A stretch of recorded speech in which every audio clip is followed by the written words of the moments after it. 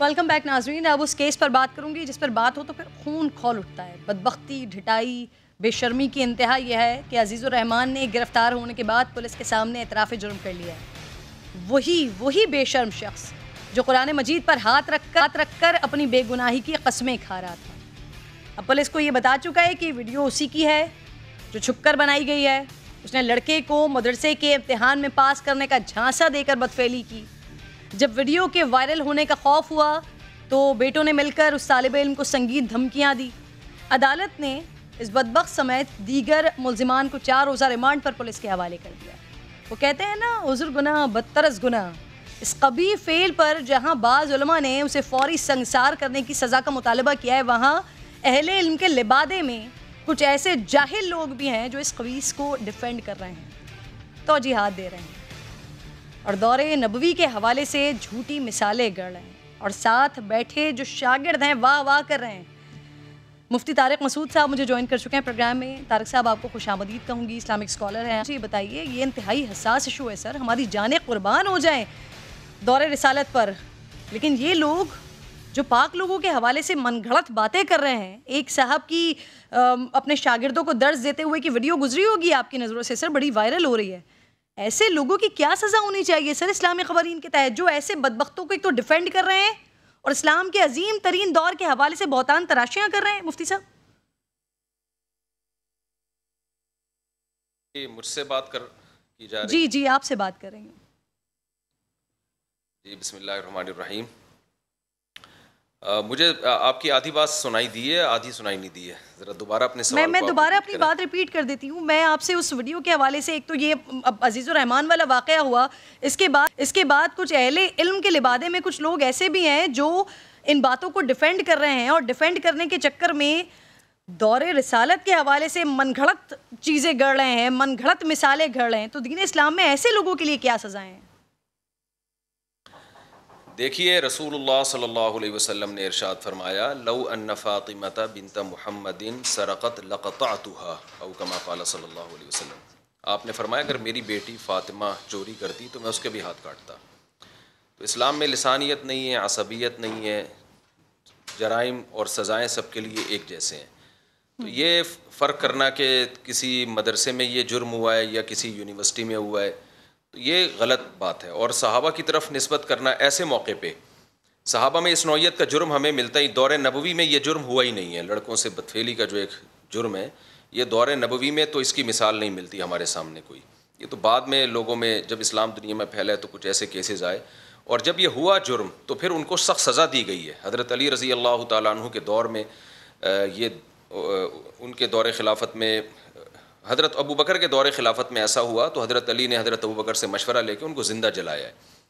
تو اس میں فقہا کا بہت اختلاف ہے کہ کیا سزا دی جائے گی. بعض کہتے ہیں قتل کر دیا جائے، بعض کہتے ہیں دیوار گرا کے مار دیا جائے، بعض کچھ اور. وہ تو حکومت کا کام ہے کہ اس سخت سزا دینا جو حکومت تجویز کرتی ہے.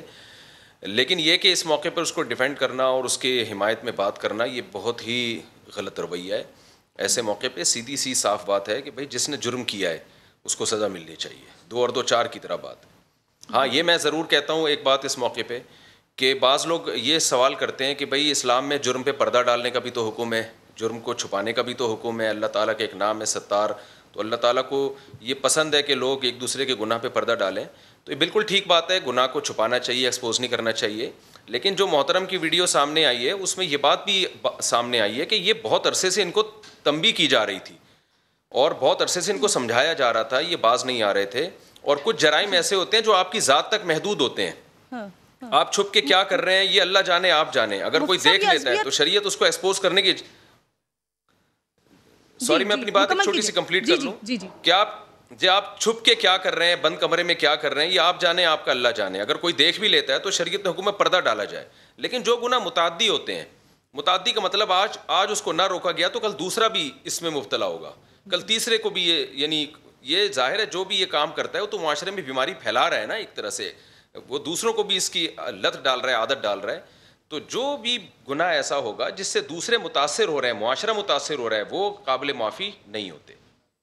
صحیح سر، یہ مسئلہ جو آپ کہہ رہے ہیں کہ دین اسلام میں عصبیت نہیں ہے، لسانیت نہیں ہے، لیکن یہ یہاں پر تو مسئلہ معاف کیجیے گا لیکن عصبیت کا لگ رہا ہے.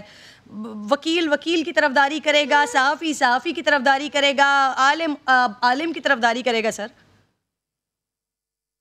غلط ہو رہا ہے. اگر ایک عالم اس موقع پہ عالم کی طرفداری کر رہے ہیں، وہ ویڈیو میں نے بھی دیکھی ہے کہ صحابہ کرام کی طرف نسبت کی ہے کہ غلطی صحابہ سے بھی ہوئی ہے، تو اس نوعیت کی غلطی ہے. پہلی بات تو ہوئی نہیں ہے. دوسرا، اگر کسی سے ہوئی ہے اور گواہوں سے، شرعی گواہوں سے ثابت ہوا ہے تو سزا بھی تو ملی ہے نا اس پہ.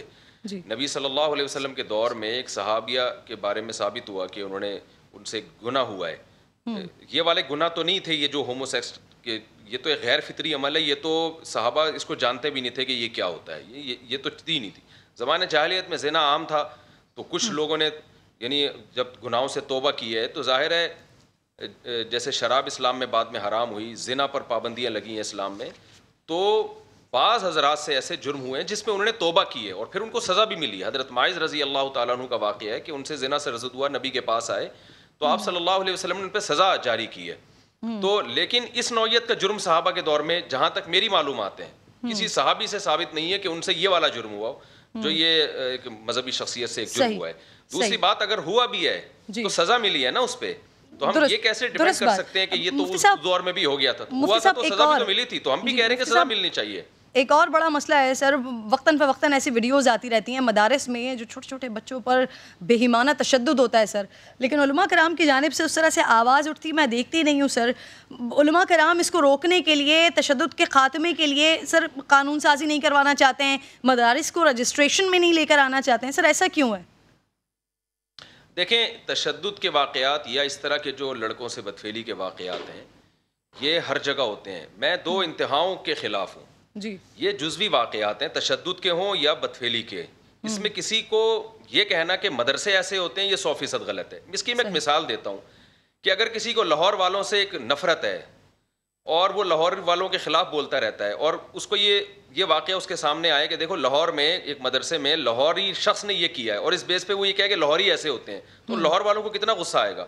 اگر یہ واقعہ پشاور میں ہوتا اور کوئی پشتو اسپیکنگ یہ کام کرتا اور لوگ اس پہ یہ کہتے کہ پٹھان ایسے ہوتے ہیں، تو کس قدر غصہ آتا پشتو بولنے والوں کو. اگر یہ کام کراچی میں ہوتا اور کوئی مہاجر یہ کام اردو اسپیکنگ یہ کام کرتا اور اس بیس پہ کوئی یہ کہتا ہے دیکھو مہاجر ایسے ہوتے ہیں، تو کراچی والوں کو کتنا غصہ آتا.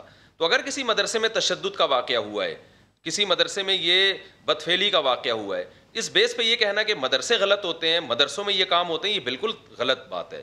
یہ کام ہوتا ہے، ہر طبقے میں یہ جرائم موجود ہیں. ہر لوگ جو بھی کرے گا اس کی ہم نے مخالفت کرنی ہے اور اس کی بیس پہ ہم نے اس پورے ادارے کو یا پورے گروپ کو یا اس پوری جماعت کو برا کہنا ہے. یہ بالکل غلط ہے. لیکن آپ کہہ رہے ہیں کہ یہ معاملہ جزوی ہے سر مدارس میں اس طرح سے اور اتنا تشدد ہوتا نہیں ہے سر، جو ویڈیوز ہمارے سامنے وقتاً فوقتاً آتی رہتی ہیں. میں نے مدرسوں میں ٹائم گزارا ہے، میں نے بھی 8 سال مدرسوں میں college S M science college جو آپ نے دیکھا ہوگا بولٹن مارکیٹ کے قریب، ایس ایم سائنس کالج، میں یہاں پڑھا ہوں اور میں بھی مدرسے کالج میں پڑھنے کے بعد مدرسے میں آیا ہوں. تو ایسا نہیں ہے کہ مدرسوں میں تشدد اور جو ہے جو جس طرح سے دکھایا جاتا ہے کہ مار پیٹ ہوتی ہے بعض مدرسوں میں، بعض قاری لوگ کرتے ہیں، میں مانتا ہوں اس کو، لیکن اس کی بیس پہ یہ کہنا سارے مدرسوں میں یہ سب کچھ ہو رہا ہے. مفتی صاحب میں نے تو نہیں مار کھائی کبھی جی، نہ میں نے اپنے طلبہ کو کبھی مارا پیٹا ہے. کوئی ایک طالب علم کھڑا ہو کر یہ کہتے کہ میں 20 سال سے ٹیچنگ کر رہا ہوں مدرسے میں، کوئی ایک طالب علم، میرے سینکڑوں طلبہ ہیں، کوئی ایک طالب علم کہے کہ مفتی طارق مسعود صاحب نے 20 سال کے عرصے میں کبھی ایک تھپڑ بھی ہم کو مارا ہے، تو اس سے بڑی کیا دلیل؟ مفتی صاحب یہ کہیے، آپ نے مدارس میں وقت گزارا ہے سر، مجھے بتائیے کہ کتنے فیصد مدارس میں یہ تشدد ہوتا ہوگا سر؟ دیکھیں، میں نہیں کہتا، البتہ گاؤں دیہاتوں میں جہاں لوگوں میں اویئرنیس نہیں ہے، دیکھیں اس کا بہت تعلق اس سے ہوتا ہے کہ کون سا طبقہ آپ کے پاس آ رہا ہے. صحیح. جس قسم کا طبقہ آپ کے پاس آ رہا ہے، اچھے خاندانوں کے لوگ مدرسوں میں جائیں گے تو اچھے لوگ پیدا ہوں گے، اور ایسے لوگوں مدرسے میں جائیں گے جو چور اچکے ٹائپ کے، اور جیسے بعض لوگ کیا کرتے ہیں کہ کہیں داخلہ نہیں مل رہا تو چلو جی مدرسے میں اس کو ایڈمیشن کرا دو، اس کا یہ گھر میں تو کنٹرول ہو نہیں رہا تو مدرسے میں لا، تو ایسی جو پروڈکٹ آئے گی وہ تو پھر اسی طرح کی ہوگی. تو اس میں مدرسے کا قصور نہیں ہے، اس میں تو اس خاندانوں کا بھی قصور ہوتا ہے. مفتی صاحب آپ جانتے ہیں میجورٹی میں مدارس میں یہی ہو رہا ہوتا ہے مفتی صاحب. ना मैं इससे बिल्कुल मुत्तफिक नहीं हूँ, मैं इससे बिल्कुल मुत्तफिक नहीं हूँ। मैं मदरसे की दिफा में ये बात नहीं कह रहा, ये कहना कि मेजॉरिटी में ऐसा हो रहा है ये शायद मुबालगा आ रही होगी जी। होता है, हर जगह होता है, लेकिन ये कहना कि मेजॉरिटी मदरसे में ऐसा हो रहा है ये बिल्कुल गलत है। अच्छा मुफ्ती साहब, एक और बड़ा मसला होता है जब भी इस तरह के वाक़यात सामने आते हैं ना, और जो आपने वो लाहौर वाली मिसाल दे दी, जब इस पर बात की जाती है तो फौरी तौर पर हमारे ऊपर सवालात उठना शुरू हो जाते हैं कि जब यूनिवर्सिटी में ऐसे मामलात हो रहे हों, कॉलेजेस में ऐसे हो रहे हों, सड़क पर हो रहे हों, तो आप लोग बात नहीं करते। तो सर अव्वल तो हम तमाम टॉपिक्स पर बात कर रहे होते हैं, तमाम लोगों के लिए उसी तरह से आवाज़ उठा रहे होते हैं, लेकिन सर मदारिस के लिए सबसे इंपॉर्टेंट बात यह है कि दीन इस्लाम में प्यार का, मोहब्बत का दर्ज दिया गया है। सर बच्चों को पढ़ाने के लिए जो उलमा कराम होते हैं वो अगर इस तरह से मार पीट और तशद्दुद करेंगे तो सर वो जो दीन इस्लाम का जुज़्व है, जो दर्स है, जो मोहब्बत है, जो प्यार है, सर वो कैसे आगे बढ़ाएंगे? और वो तो बहुत कम ही दिखने को मिलता है। आपकी बात इस हद तक तो सही है कि ये जुर्म अगर यूनिवर्सिटी में हो तो भी बुरा है, लेकिन इतना नहीं जितना मदरसे में, क्योंकि इस्लाम का लेबल लगा हुआ है, गेट अप इस्लाम वाला है। आप दुनिया को जो एक देखें, ये जो मदरसे का वाक़या सामने आया, इससे बहुत ज़्यादा बदनामी हुई है दुनिया में। तो इसलिए हम ये कहते हैं कि कोई मदरसे का उस्ताद अगर ये काम करता है, तशद्दुद वाले जो वाक़यात हैं या इस तरह के जो बेहयाई के काम हुए हैं, तो उसकी सज़ा डबल होनी चाहिए, क्योंकि इस्लाम का लेबल लगा हुआ है और लोग यानी इस्लाम बदनाम होता होगा ना इससे दुनिया में। तो हम ये कहते हैं इसकी सज़ा डबल होनी चाहिए, ऐसे लोगों की सज़ा। लेकिन हम ये कहते हैं कि इस तरह के चंद लोगों की वजह से सब उलमा को या तमाम मदरसों को बुरा कहना ये बहुत बड़ी ज़्यादती है, ये भी एक यानी एक गुलूब है, ये बिल्कुल ठीक नहीं है। तो मैं अपनी मिसाल दे रहा हूँ, मैं मदरसे में पढ़ा हूँ, आपके सामने बैठा हुआ हूँ। 20 साल के अरसे में कोई एक तालिब इल्म लेकर आए जो ये कहे मुफ्ती तारिक मसूद ने कभी हमें एक थप्पड़ भी मारा है, और सिर्फ मैं नहीं हूँ जी, और हमारे टीचर्स हैं जो पढ़ा रहे हैं मदरसों में। तो ये गुलूब है। कुछ लोग हैं सख्त हैं, मैंने उनको देखा भी अपनी आंखों से। कुछ तलबा ऐसे भी हैं जिनको बाज़ असाज़ा बहुत सख्ती करते हैं, लेकिन मदारिस में अल्हम्दुलिल्लाह ये चीज़ें कंट्रोल हो रही हैं। अब कैमरे लगे हुए हैं, वो ट्रेस होता है, उनकी शिकायत होती है, तो अब ये चीजें अल्हम्दुलिल्लाह काफी हद तक कंट्रोल हो चुकी हैं। मुफ्ती साहब जो आप बात कर रहे हैं, बड़ी बड़ी जबरदस्त आप बात कर रहे हैं सर। आप जैसे कितने फीसद उलमा कराम होंगे जो आप जैसा मौक़िफ़ रखते हैं सर? देखें, मैंने जिन टीचर से पढ़ा है वो तो इन्हीं मदरसों से फारिग थे ना, तो उन्हीं का जो कुछ हमने सीखा उन्हीं से सीखा। अगर वो हमें मारपीट सिखाते तो हम शायद मारते पीटते, तो हमें उन्होंने अखलाक सिखाए हैं। हमें जो कुछ उन्होंने सिखाया है, मैं जब मदरसे गया हूँ तो मुझसे जो मेरे असाज़ा उलमा आइए बैठिए खाइए इस तरह से बात करते थे। मैं हैरान होता था, यार इस तरह तो हमें स्कूल में टीचर्स इस तरह बात नहीं करते। मैं टीचर्स की बुराई नहीं कर रहा, मेरे टीचर्स भी मुझे अल्हम्दुलिल्लाह स्कूल में बहुत अच्छे मिले हैं जिन्होंने बहुत इज्जत से हमें पढ़ाया, लेकिन मदरसे में जो मुझे टीचर्स मिले वो उनसे ज़्यादा अच्छे अखलाक वाले मिले हैं मुझे।